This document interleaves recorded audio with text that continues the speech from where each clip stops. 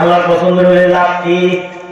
আল্লাহর পছন্দের যদি কেউ হয় তাহলে তার দুনিয়া থেকে বিদায়টা ভালো হয়, মরণটা তার সুন্দর হয়। আল্লাহর পছন্দের হয়ে কেউ যদি কবরে যায় তার কবরটা জান্নাতের বাগান হয়। আল্লাহর পছন্দের হয়ে কেউ যদি কবরে যায় হাসরের মাঠে সে ডান হাতে আমলনামা পাবে। আল্লাহর পছন্দের হয়ে কেউ যদি কবরে যায় জান্নাতীদের ডান কাতারে সে জায়গা পাবে, হিসাব তার আসান হবে। আল্লাহর পছন্দের সবচেয়ে কম দামি মুমিন বান্দা যে হবে তাকে আল্লাহ তাআলা যে জান্নাতটা চিরদিন বসবাসের জন্য দান করবে, সেই জান্নাতের আয়তন আল্লাহর রাসূল বলেছেন এমন পৃথিবী, এমন দুনিয়ার 10 দুনিয়ার সমান। এই গোটা পৃথিবীটা যত বড়, এমন 10টা দুনিয়ার সমান রাজত্বের জান্নাত সবচেয়ে কম পছন্দের যে বান্দাটা আছে এইটারে আল্লাহ দান করবে। সবচেয়ে কম পছন্দের যে তাকে এটা দান করবে। মরণের সময় কিন্তু সবার মরণ ভালো হয় না। কিছু মানুষ মরণের সময় কষ্টের মরণ হয়, কিছু মানুষের মরণের সময় যন্ত্রণার মৃত্যু হয়। যন্ত্রণার মৃত্যু, যন্ত্রণার মৃত্যু হইলে বড় কঠিন হবে। যন্ত্রণার মৃত্যু যাদের হয় তাদের আযাব বুঝানোর জন্য তাফসীরে মৃতদের কিছু ওয়াকিআত বর্ণনা আছে। যেমন ঈসা আলাইহিস সালাম একদিন রাস্তা দিয়ে যাইতেছেন, তো ঈসা নবী দেখে কি এই রাস্তার পারে বসে এক বুড়া মহিলা কান্না লাগছে, বৃদ্ধা মা কাঁদতেছে। পয়গম্বর ঈসা আলাইহিস সালাম বুড়া মাকে বললেন, মা কাঁদেন কেন? ইবনে কাসির রাহমাতুল্লাহি আলাইহি ঘটনা এনেছেন, ঈসা আলাইহিস সালাম জিজ্ঞাসা, মা কাঁদেন কেন? মহিলা বলে, এই যে দেখা যায় আমার মেয়ের কবর, আমার একমাত্র সন্তানের কবর এটা, আমার সন্তানের জন্য আমার মায়া লাগতেছে, সন্তান হারানো বেদনায় কান্না লাগছে। ভালো হয়েছে ঈসা আপনার লগে দেখা হয়েছে, আমের না আল্লাহ মুজিজা দিছে, আপনি কবরের মানুষকে দাঁড় করাইতে পারেন। ঈসা আলাইহিস সালামের মুজিজা ছিল আজব মুজিজা এটা, যে উনি যদি কোনো কবরের পারে দাঁড়ায় বলতেন কুম বিইজনিল্লাহ ইয়া ফুলান, নাম ধরে যদি কাউকে কবরের পারে দাঁড়ায় ডাক দিতেন তো কবরের মাইয়িত দাঁড়ায়া পয়গম্বর ঈসার সাথে কথা বলতো। এটা নবীর মুজিজা। তো পয়গম্বর ঈসা আলাইহিস সালাতু ওয়াস সালাম ওনাকে বৃদ্ধা মহিলা বলে, পয়গম্বর আমার মেয়েটারে যদি তুমি একটু কবর থেকে ডাক দিয়ে তারপরে উঠাও আর আমাকে দেখাও, তাহলে আমি ওয়াদা করতেছি তোমার কাছে বিলাপ করে আর কান্না আমি করব না। ব্যথিত মায়ের হৃদয়ের ব্যথা, এটাকে নিবারণ করার জন্য পয়গম্বর ঈসা আলাইহিস সালাম এই মেয়েটার কবরের পাড়ে দাঁড়ায় ডাকলেন, হুম বিইজনিল্লাহ ইয়া ফুলান, হে অমুকের কন্যা অমুক, আল্লাহর নির্দেশে দাঁড়ায় যাও। ডাক দিলেন। আল বিদায়া ওয়ান নিহায়াতে আছে, কবর ফাইটা জীবিত হয়ে মেয়েটা দাঁড়ায় যায়। মেয়ে তার মার সামনে দাঁড়ায় গেছে, পয়গম্বর ঈসা আলাইহিস সালামকে সালাম দিছে। মেয়েটা থরথর করে কাঁপতেছে। মেয়েটার মা মেয়েকে বলতেছে, আয় মেয়ে, তোকে যখন কবরে রাখছি তোর চুলগুলা তো কালো ছিল, সাদা হয়েছে কেন? মেয়েটা বলে, মা চুলগুলা কবরেও কালো ছিল, কেন তুমি ঈসা নবীরে আমার এটাকে উঠাইতে বসে। উনি যখন আমার ডাক দিছে তখন আমাকে মরণ চিন্তায় ধরছে, কারণ জীবিত হলে তো আবার আমার মরতে দিব, থাকতে তো আর পারবো না, আবার আমাদের কবরে ঢুকাইব। এক নির্দেশে উঠছি, আবার আর এক নির্দেশে মৃত্যু বরণ করে ভিতরে শুইতে দিব। ও মা, মরণের সময় যে আমার মৃত্যুর যন্ত্রণাটা হয়েছে, ওই মৃত্যুর যন্ত্রণার জ্বালা এখনো পর্যন্ত আমাকে ভীষণ কষ্ট দিতেছে। তুমি যখন পয়গম্বর ঈসাকে আমায় ডাকতে বললে, আর ঈসা নবী যখন আমায় ডাকলেন, দ্বিতীয়বার মৃত্যুর কষ্ট বুঝে আমার ভোগ করতে হবে এই চিন্তায় চুলগুলা কবরে শোয়া অবস্থায় কাঁচা ছিল, দাঁড়াইতে দাঁড়াইতে এগুলো পাকা হয়ে গেছে, চুলগুলো সাদা হয়ে গেছে। মা, তুমি ঈসা নবীকে অনুরোধ জানাও আমার যে এইবার মরণ হবে, এই মরণটাই যেন কোনো কষ্ট না হয়। মরণের কষ্ট বড় ভয়ঙ্কর কষ্ট। তো সিরে আছে পাপিষ্ঠ লোকের মৃত্যুতে এত কষ্ট হয়, জীবন্ত একটা প্রাণীর গায়ের চামড়া ছিঁড়লে প্রাণীটার যতটুকু কষ্ট হবে। অর্থাৎ কসাইরা যখন ছাগল চামড়া খুলে জবাই করে, কসাইরা ছাগলের চামড়া গুলো টেনে টেনে খুলতে থাকে। এই ছাগলটাকে জবাই করে চামড়া না ছিঁড়া যদি জীবিত ছাগলের গায়ের চামড়া কোন কসাই টেনে টেনে খুলে, এক টানে যদি ছাগলের চামড়াকে নাভি বরাবর আনে, দ্বিতীয় টানে যদি গলা বরাবর আনে, তৃতীয় টান দিয়ে যদি কসাই তাজা ছাগলের গায়ে তাজা চামড়া টান দিয়ে যদি খুলে ফেলায়, এই ছাগলটার যেমন কষ্ট হতে পারে, কেউ যদি পাপিষ্ঠ হয়, শয়তানের প্রিয় হয়, কেউ যদি গুনাহগার হয়, তার মরণের সময় আজরাইল যে রূহ বাইর করে, এই কষ্টের চেয়ে লাখ কোটি গুণ বেশি কষ্ট দিয়ে রূহ বাইর করে লয়ে যায়। যদি কেউ আল্লাহর মাহবুব হয়, আল্লাহর প্রিয় হয়, মরার সময় এই কষ্ট থেকে সে রেহাই পেয়ে যায়। হাসতে হাসতে কালেমা পড়তে পড়তে আল্লাহর কাছে চলে যায়। সুবহানাল্লাহ। আল্লাহর প্রিয় হলে তো মরণের যন্ত্রণা থেকে বাঁচা যাবে। জন্ম তো সবাই এক, কিন্তু মরণ সবাই এক না। জন্মের সময় সবাই কাঁদে, কিন্তু মরণের সময় চিত্র দুটো, কেউ কাঁদে কেউ হাসে।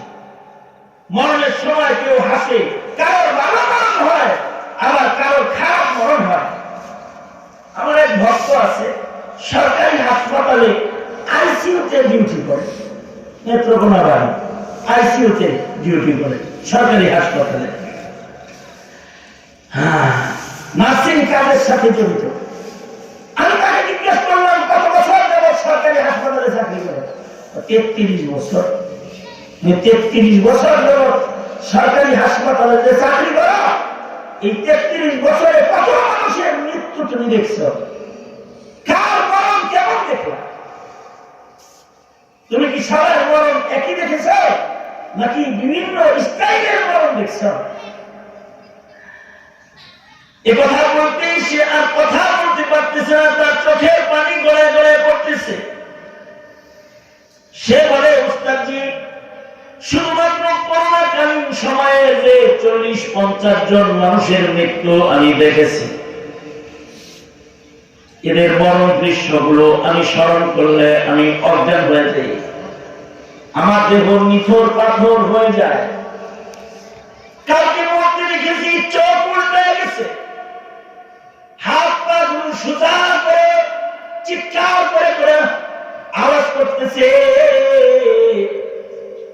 আর তার মৃত্যু হইতেছে, তার রূহ কবজ হইতেছে, জিহ্বা বের হয়ে গেছে। এমন মৃত্যু দেখেছি যে নিজের জিহ্বা মৃত্যু যন্ত্রণার সময় দুই দাঁত দিয়ে এমন ভাবে কামড় বেড়েছে যে জিহ্বা কেটে দেহের থেকে আলাদা হয়ে গেছে। কঠিন মৃত্যু দেখেছি, এমন অসহায় মরণ দেখেছি। মরণের সময় নিজের ছেলে তালাশ করে, বউয়ের তালাশ করে, ভাইয়ের তালাশ করে, বাবারে মারে তালাশ করে, কেউ নাই। মরার পরে তার লাশটা রিসিভ করার কেউ নাই। হসপিটাল থেকে সেবা সংস্থার লোকেরা তার লাশ দাফন করে ফেলেছে। আবার এমন মানুষের মৃত্যু দেখেছি যে তার সন্তানরা তার পাশে দাঁড়ায় আব্বা আব্বা ডাকতেছে, স্বামী তার পায়ে করে বলতেছে, স্বামীর পায়ে বিবি কান্না করতেছে আর বলতেছে, স্বামী তুমি বুঝি চলে যাও, তুমি আমাকে ক্ষমা করে দিয়ে যাও, আমি তোমার খেদমত করতে পারিনি, আমাকে মাফ করে দিয়ে যাও। তার বিবি তার কদমে করে কাঁদতেছে, কিন্তু আজও মরণ বিবির কান্নার আওয়াজ তার কানে যায় না, সন্তানদের আব্বার ডাক তার কানে যায় না। সে মুস্কি মুস্কি হাসতেছে আর কালেমা পড়তেছে, লা ইলাহা ইল্লাল্লাহ, লা ইলাহা ইল্লাল্লাহ, লা ইলাহা ইল্লাল্লাহ মুহাম্মাদুর রাসূলুল্লাহ। এভাবে কালেমা পড়তে পড়তে আল্লাহর কাছে চলে গেছে। আজব মরণ, এমন বিভিন্ন রঙের মরণ দেখেছি। বন্ধু, তোমারও মরণ হবে, আমারও মরণ হবে। এই পৃথিবী থাকার জায়গা নয়। যেদিন পৃথিবীতে এসেছিলে সেদিন তো কেঁদেছিলে, কিন্তু যখন পৃথিবী থেকে চলে যাবে হয়তো কাঁদবে নয়তো হাসবে। যেদিন তুমি প্রথম এসেছিলা হবে কেঁদেছিলা তুমি একা, হেসেছিল সবে, এমন জীবন তুমি করবে গঠন, মরণে হাসিবে তুমি কাঁদিবে ভুবন। কিছু কিছু মানুষের মরণের সময় তারা হাসতে থাকে, আল্লাহর প্রিয় হয়ে তারা আল্লাহর জান্নাতে চলে যায়। কিছু কিছু মানুষের মরণ হয় সিনেমা হলের ভিতরে, কিছু কিছু মানুষের মরণ হয় বাদ্যযন্ত্রের আওয়াজের ভেতরে, আবার কিছু কিছু মানুষের মরণ হয় মসজিদের ভিতরে, কিছু কিছু মানুষের মরণ হয় জায়নামাজের সেজদার উপরে, কিছু কিছু মানুষের মরণ হয় কাবার তওয়াফের ভিতরে, কিছু কিছু মানুষের মরণ হয় মদিনাতুল মুনাওয়ারায় রাসূলের রওজার জমিনের উপরে, কিছু কিছু মানুষের মরণ হয় কোরআন শরীফ তেলাওয়াতের আল্লাহর কালাম পড়তে পড়তে মরণ হয়ে যায়।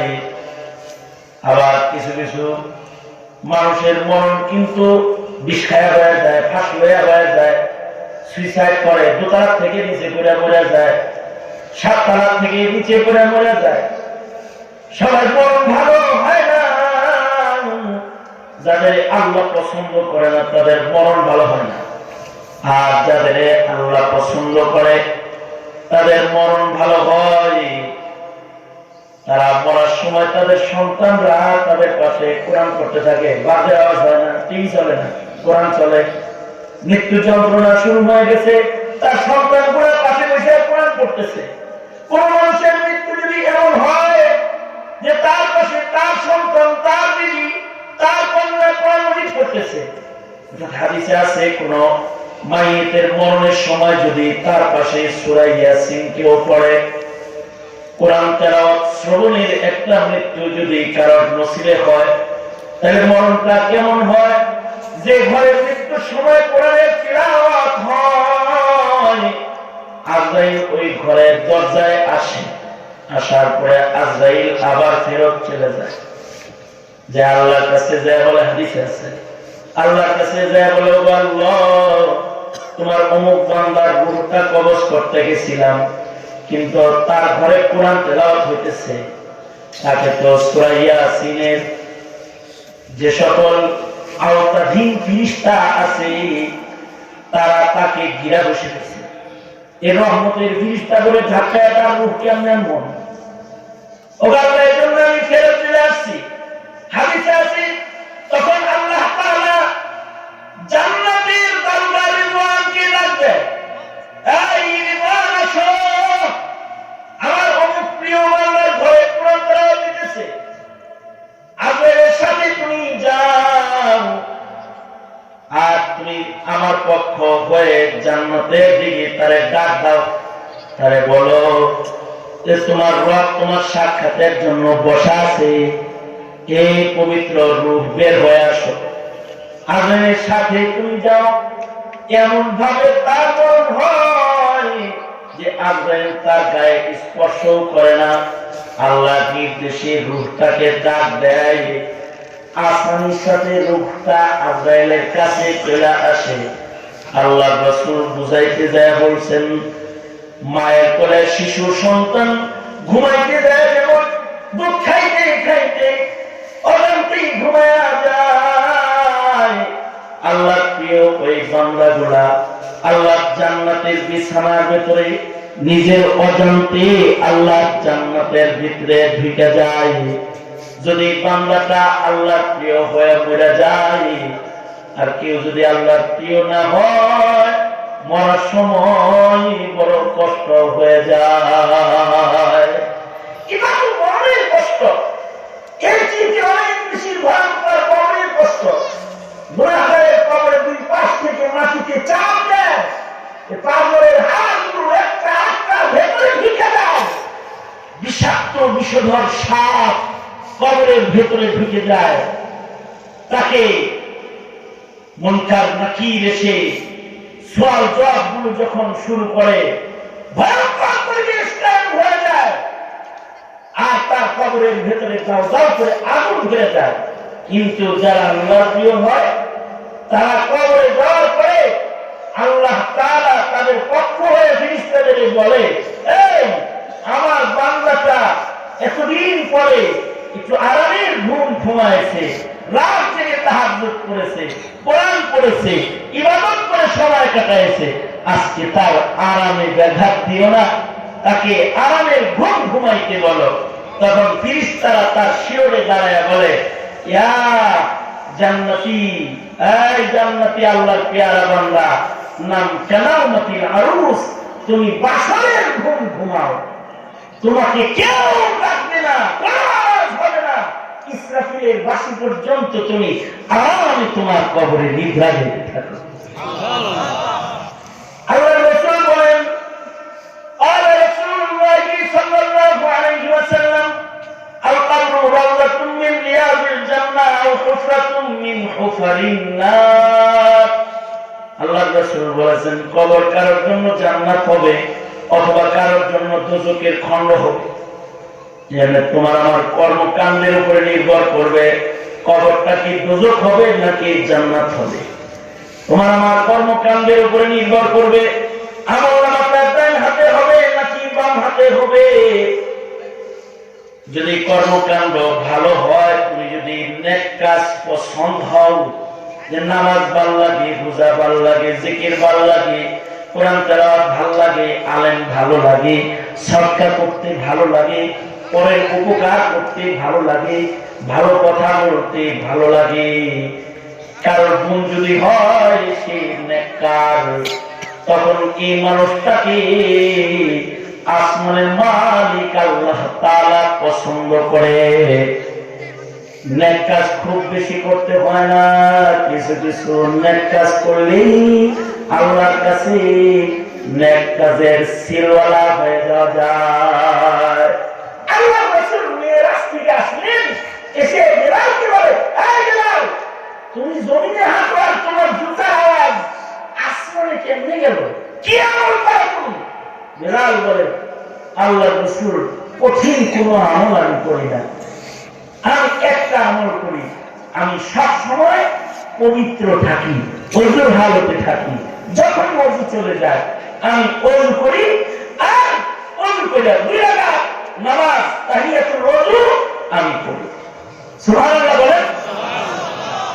খুব কঠিন কাজ, যে ও ওযু চলে গেছে ওযু করে, ওযু করলেই 2 রাকাত তাহিয়াতুল ওযু নামাজ পড়ে, বাস এই একটা ছোট্ট নেকির কাজ করে হযরত বেলালের থাকে যে কালো হাবশি বিলাল জমিনের মানুষ আসমানে পাওয়ার চলে গেছে। আল্লাহু আকবার, জোরে করে বলে।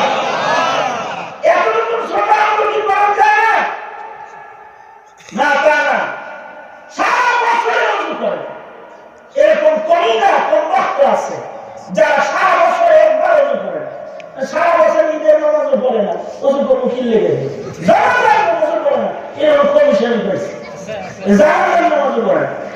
আমাকে একজন ওসিয়ত করেছে, হযরত আপনার সাথে আলাপ করলাম, আমার জানাজাটা আপনি পড়াইবেন। আমার বলছে আমি ওসিয়ত মাফিক তার মৃত্যুর পরে তার জানাজা পড়ানোর জন্য সেই মানে সন্তানরা আমাকে খবর দিচ্ছে। সন্তান ধরে বলে আসছে, হুজুর যদি বিদেশ থাকে তাহলে ইমার্জেন্সি বিমানের টিকিট দিয়ে হুজুরকে আমি এই যে টাকা নেই, হুজুর আমার জানাজা পড়াবে। আমি হুজুরের সাথে আলাপ আবেগটা আল্লাহ খায় করছেন। আমি দেশে, আমি যখন সিলেটে কোনো প্রোগ্রামে আছি, রাতারাতি আমি সফর করে চলে আসলাম। সকাল 8টায় জানাজার নামাজ, আমি লম্বা পথ সফর করে তার জানাজার নামাজে সামিল হলাম। জানাজা তো পড়াইতে আসছি, সবাই তো জানাজা করতে আসছে। একজন পেনশন পড়ালো, সিয়াল লয়ে বয়ে গেছে, সে জানাজা পড়ে না। আমার সন্দেহ হইল যে অনেক সময় মানুষের কাছের মসজিদের লোক খায় খাতি থাকে, মনে হয় কোনো হিন্দু হিন্দু কিছু হতে পারে, এবং কিছু হতে পারে যে মুসলমান না ভালোবাসা প্রাণ আয়া বসে জানাজা করতেছে না। আর এরকম আমার ধারণা। আমি জানাজা পড়াইছি, জানাজা পড়ায় পড়ে আবার ভিতরে একটা কামড় মারছি, লোকটা কি মুসলিম না মুসলিম না এটা জিগেই না। আমি কাছে যাই, আসসালামু আলাইকুম। হে করে ওয়ালাইকুম আসসালাম। ভাই নাম, সুন্দর একটা নাম বলছে, মোহাম্মদ সহ। আপনার কি হয়? তাই আমার কাজিন লাগে। কাজিন লাগে আপনার? আমি সিয়ারে ব্যবহার মতো বয়ে রইলেন, জানাজাতে বললেন না, জানাজাটা পড়তে। সে আমার উত্তর দেখি, এই আপনারা হুজুররা ফতোয়া বেশি দেন। কি ফতোয়া বেশি দিলাম? মানুষের পক্ষ থেকে 1-2 জন পড়লে সবার পক্ষ থেকে আদায় হয়ে যায়।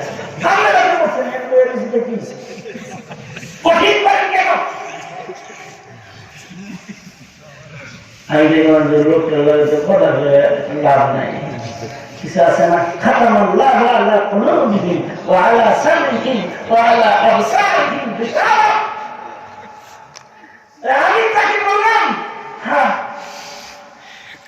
জানাজাতে এত দুর্বল পাবে, এর আগে রাসূল বলে গেছে যে তোমরা যদি কোনো ভাইয়ের জানাজা পাও, তোমাদের আমলনামার ভেতরে জানাজা পড়ার কারণে মুসলমানের হকের ভেতরে একটি হক মরে গেলে জানাজা পড়া।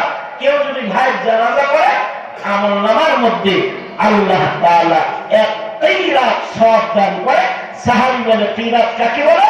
আল্লাহর রাসূল উহুদ পাহাড় দেখায় বলে, উহুদ পাহাড় যত বড় 1 কিরাত সওয়াব কত বড়। আমি তো অনেক বেশি হয়ে গেছে, আমাদের কিন্তু দরকার নেই ভাই, তাই না? তাই না? আমি এই কথা বললে ওখান থেকে কেটে বসছি। তো একজন বললো আমাকে পাশে, জীবনে নামাজ পড়ে না, ওই অজুরি জান, ওই জানাজা বললি কি না বললি, কথা বেঁচে গেছে। কিছু মুসলিম ঘরে যেমন অপরাধ কিছু আছে, যারা সারা বছর অজু করেন, অজুটাও তারা জানে না, নামাজ তো পড়ে না, ঈদের নামাজ তো পড়ে না, জানাজার নামাজও পড়ে না। এখানে জানাজা করতে যায় ঈদ বেলা হয়, আর ঈদ করতে যায় জানাজা হয়। রাগের কিছু নাই, রাগ হইল না। এইরকম তুই নাচ করাবি, কথা বসে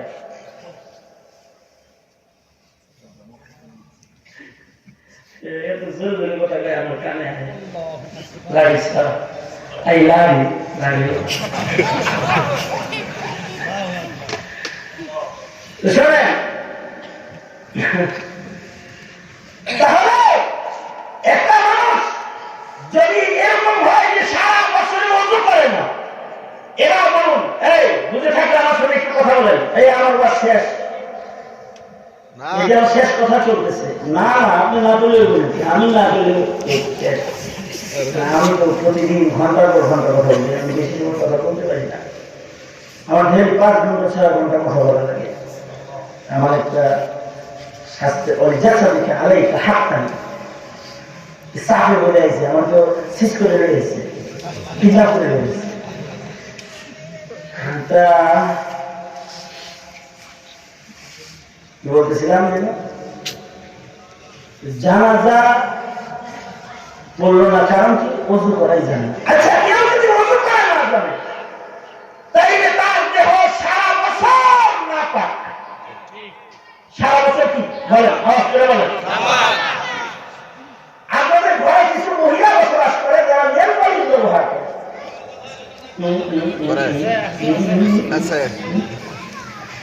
আমি এক এলাকায় গেছি, এত কিছু তো নামুজ করা যায় না, তো আমি পেটের অসুখ করে খানা খাইনি একবার। কি লেগে খাইলাম না, কারণ বলি শোনেন।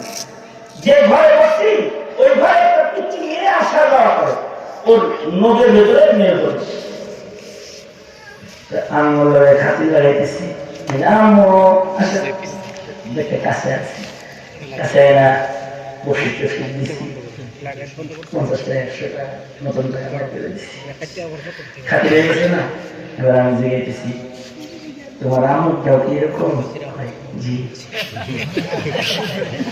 আমি তো বলছি যে যেই বেদি রান্না করছে এই বেদির ওযু গোসল কিছু ঠিক নেই।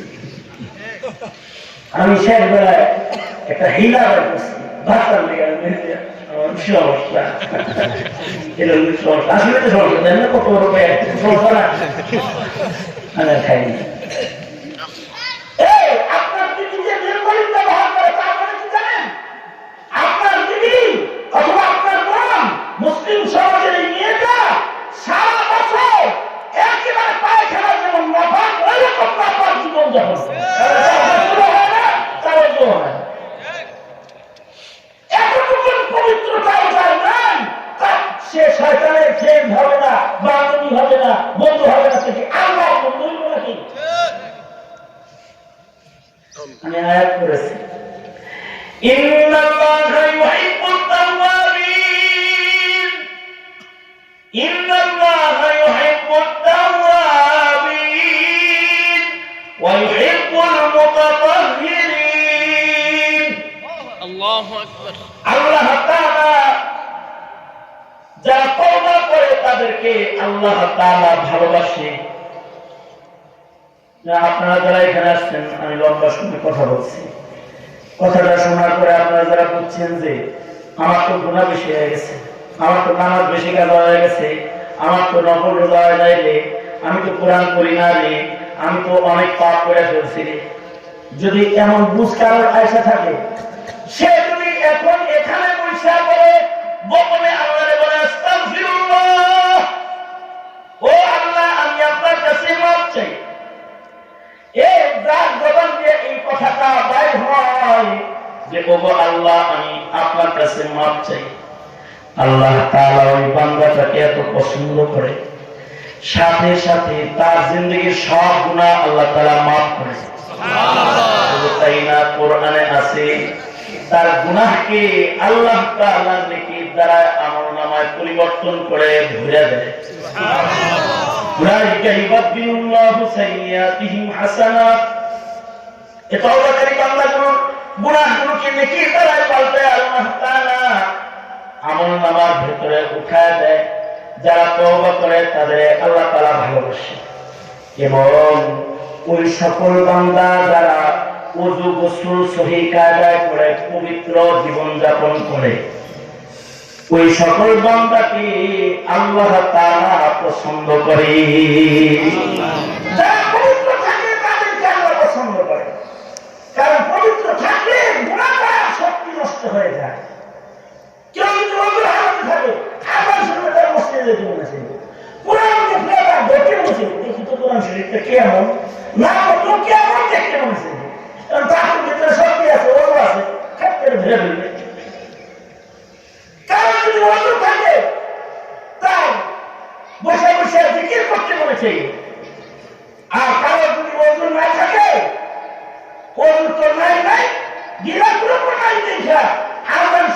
মসজিদ থেকে কমপক্ষে 200 গজ দূরে যায় দাঁড়ায় থাকে। যদি ইমাম সাহেব ডাকে কি রে আমার সময় তুমি এখানে ছিল,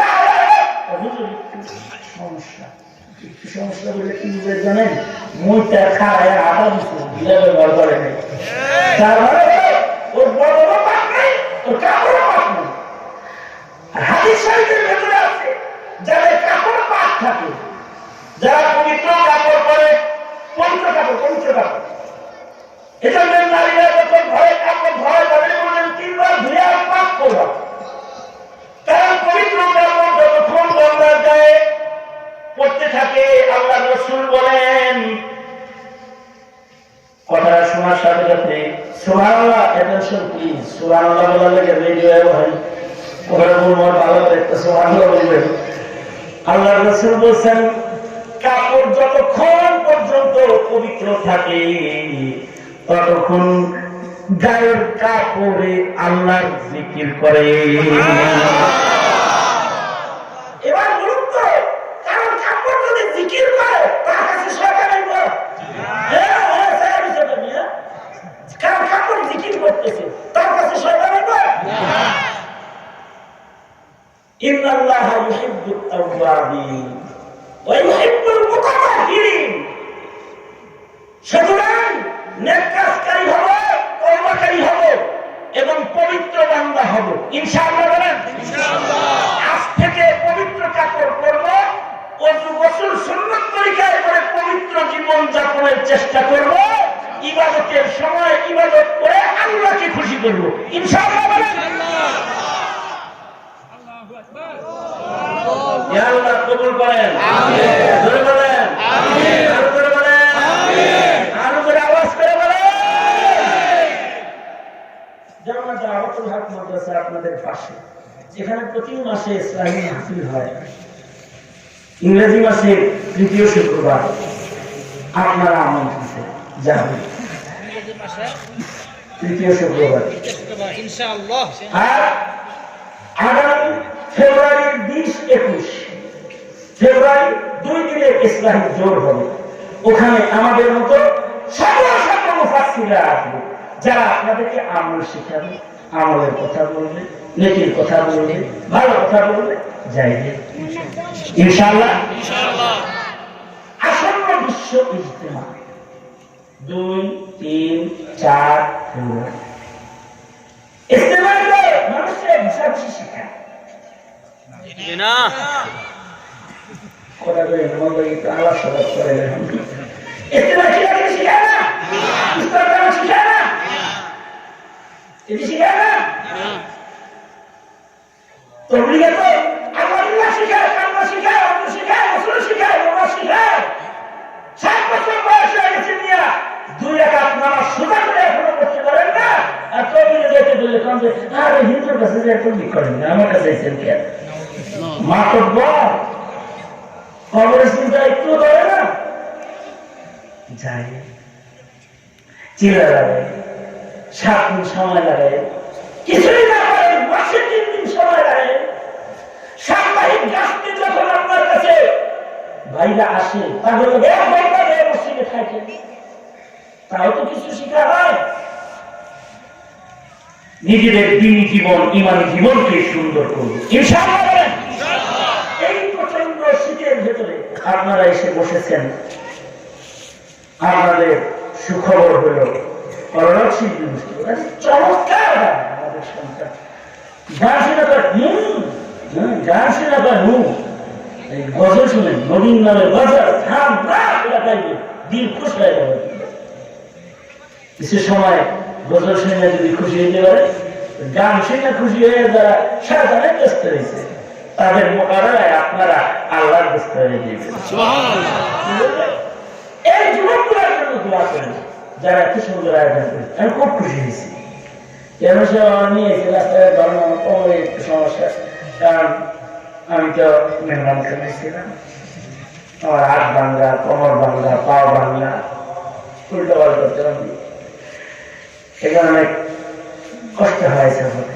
বাংলা রাস্তায় যখন আনতেছিল আমার মেজাজ খারাপ হইতেছিল, কিন্তু এখানে এই যুবকগুলো দেখা, ওদের দিল দেখা আর ওদের এই সুন্দর আয়োজন দেখা চিন্তা করলাম ওরা যদি একটা গান করতে চাই এই এলাকার কি দশাটা হতো।